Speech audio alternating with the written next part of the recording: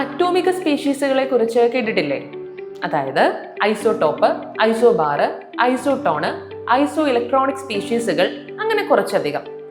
നമുക്കിന്ന് ഐസോടോപ്പുകളെ കുറിച്ച് നോക്കിയാലോ?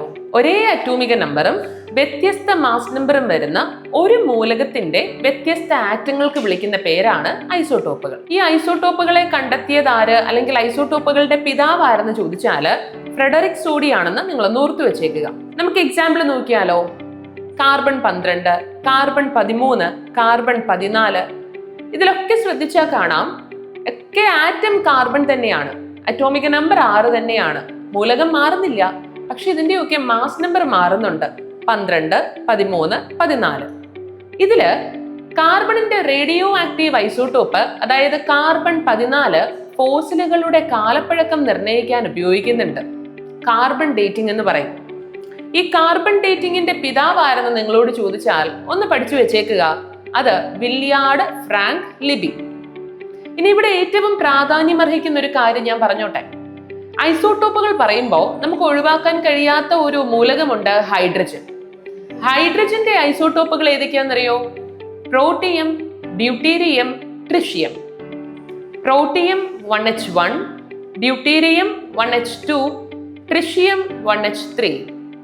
നമ്മുടെ പ്രപഞ്ചത്തിൽ ഏറ്റവും കൂടുതൽ കാണപ്പെടുന്ന വാതകം ഏതെന്ന് ചോദിച്ചാലും ഏറ്റവും കൂടുതൽ കാണപ്പെടുന്ന മൂലകം ഏത് എന്ന് ചോദിച്ചാലും ഹൈഡ്രജൻ ആണ്. സാധാരണ ഹൈഡ്രജൻ, അതല്ലെങ്കിൽ ഓർഡിനറി ഹൈഡ്രജൻ എന്ന പേരിൽ അറിയപ്പെടുന്നത് ഹൈഡ്രജന്റെ ആദ്യത്തെ ഐസോടോപ്പ് പ്രോട്ടിയം 1H1 ആണ്. ഇനി ഘന ഹൈഡ്രജൻ, ഹെവി ഹൈഡ്രജൻ എന്ന പേരിൽ അറിയപ്പെടുന്നത് ഹൈഡ്രജന്റെ രണ്ടാമത്തെ ഐസോടോപ്പ് 1H2 ഡ്യൂട്ടീരിയം ആണ്. റേഡിയോ ആക്റ്റീവ് ഹൈഡ്രജൻ എന്നറിയപ്പെടുന്ന ഐസോടോപ്പ് ഏതാണെന്നറിയോ? അത് 1H3 അഥവാ ട്രിഷ്യം ആണ്.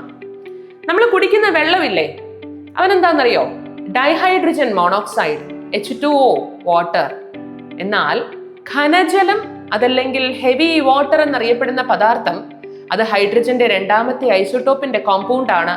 അതിന്റെ ഓക്സൈഡ് ആണ് D2O അഥവാ ഡ്യൂട്ടീരിയം ഓക്സൈഡ്.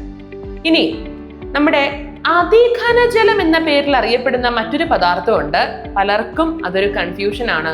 അത് വേറെ ആരുമല്ല, ഹൈഡ്രജന്റെ മൂന്നാമത്തെ ഐസോടോപ്പ് ട്രിഷ്യം, അതിന്റെ ഓക്സൈഡ് ട്രിഷ്യം ഓക്സൈഡ്. അപ്പൊ മറന്നു പോവരുതേ, ഘന ഹൈഡ്രജൻ ആണെങ്കിൽ ഡ്യൂട്ടീരിയം, എന്നാൽ അതിഘന ഹൈഡ്രജൻ ട്രിഷ്യം.